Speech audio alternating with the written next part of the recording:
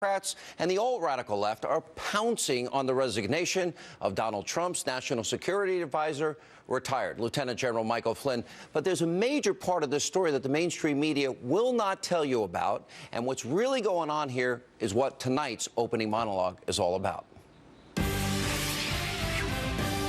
So liberals, they're predictably wasting very little time trying to create a political firestorm over Flynn stepping down. Let's be clear. It was wrong that Flynn misled the president and vice president about his phone call with a Russian ambassador. He owned up to it. He did the right thing. He stepped down.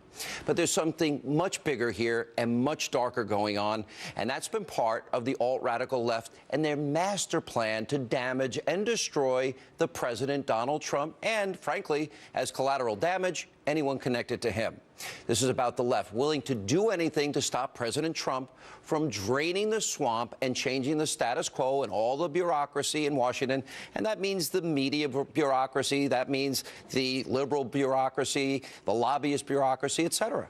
The D.C. swamp is rising up. They're colluding and viciously fighting to take down the 45th president and his entire administration. It's that serious.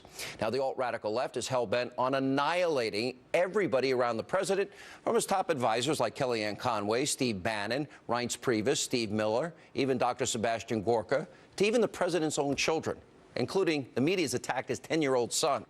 Mike Flynn was already a very divisive and unusual choice for this job because he's it's kind of a consensus building position, and his background is really as a hothead. He's already a kind of a divisive force within this White House. So, Stephen Miller, let's take you to class for a second here, because I know you didn't go to law school.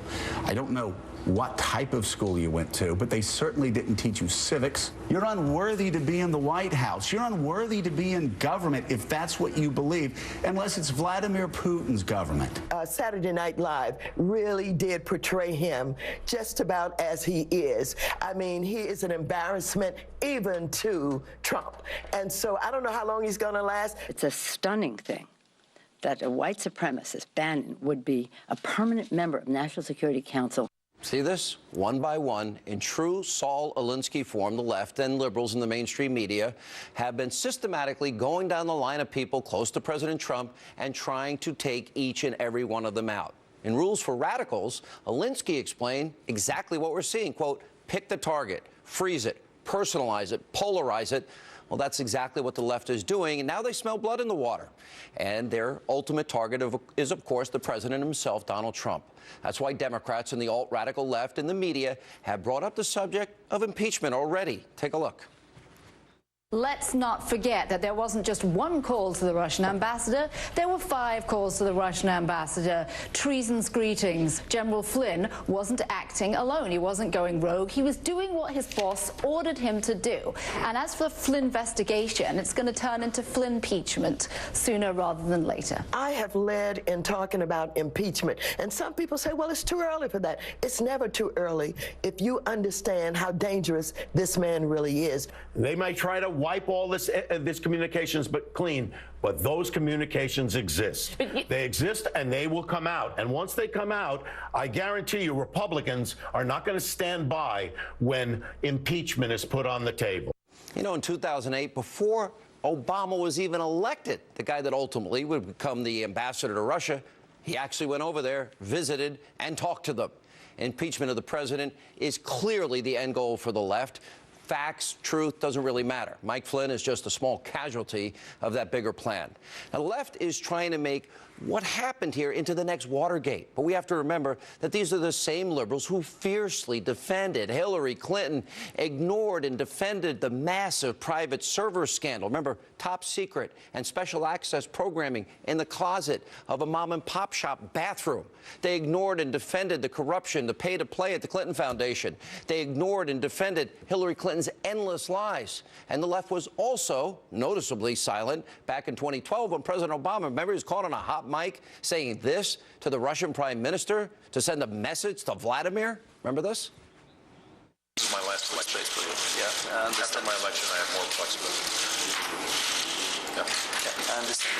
I transmit this information to Vladimir. Yeah, tell Vladimir more more flexibility. Don't tell the American people. That's selective moral outrage and hypocrisy of the worst kind.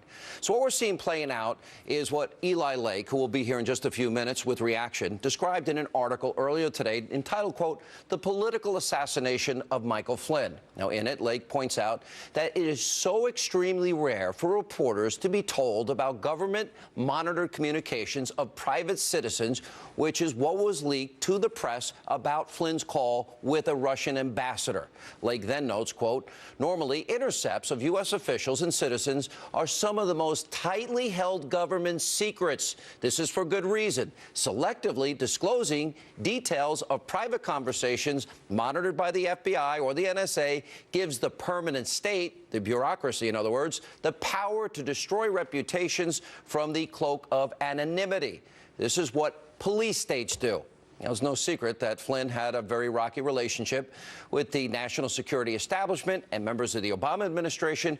He's even said that he was previously forced out of the government for daring to speak up about the threat of radical Islam and questioning the narrative being put out by the Obama White House. Now, on top of that, the endless leaks about the Trump administration is so serious that the House Intelligence Committee chairman, Congressman Devin Nunes, is now asking the FBI to launch an investigation into where are these leaks coming from. And as our own Catherine Herridge reported earlier, when Flynn was asked if the leaks were targeted, coordinated, and a possible violation of the law, he said, quote, "Yes, yes, and yes." Now, nobody in the media is telling you that. Ever since Donald Trump ran for president, there's been this liberal witch hunt. They're salivating. There's a sense of urgency. Nobody connected to him is off limits. They want everybody. Even his 10-year-old son, the media has attacked. His daughter, Ivanka, going after a woman. She's been viciously attacked. And now there are boycotts against her clothing line. The media's gone after his son, Eric, and his charity, which has donated a lot of money, millions, to St. Jude's Children's Hospital and research. But after pressure, Eric was forced to shut it down. They even went after Don Jr.'s kid recently in New York about a school that he goes to. Now, those are just a few of the examples. Here now with reaction. Our columnist for the New York Post. And you wrote a column that was extremely disturbing, if true, how Obama is scheming to sabotage Trump's presidency. Do you see any connection here? And explain what you mean. Well, I mean, intel has been politicized. There's no question about that, to delegitimize, undermine Trump, and that goes back to December. But these other protests against Trump, and also Republicans in these town hall meetings, Obama and his organizers, turns out, are behind those protests. They're not spontaneous. They're being organized. Do you think some in the intelligence community could have leaked this as supporters of Obama, holdovers, or maybe permanent bureaucrats? Quite possibly. In the case of these marches and these other protests, these are being organized by a group founded by Obama called Organizing for Action. It's a radical Alinsky group. It's got a lot of money, and they're training an army of agitators to sabotage Trump and his policies, while at the same time protecting Obama's legacy, like Obamacare and the Dreamers. And here is OFA listed prominently on Obama's new website, OFA Organizing for Action. Wow. So you think it's a lot deeper. Certainly. I think we've got a long way to go. It sounds to me, based on what all of you are saying, and you are all experts in national security issues, that we need an investigation where these leaks are coming from, because it seems like this is political and it's damaging a lot of people. And that's the other side of the story that I think a lot of people are avoiding. Guys, good to see you all. Thank you for your insight.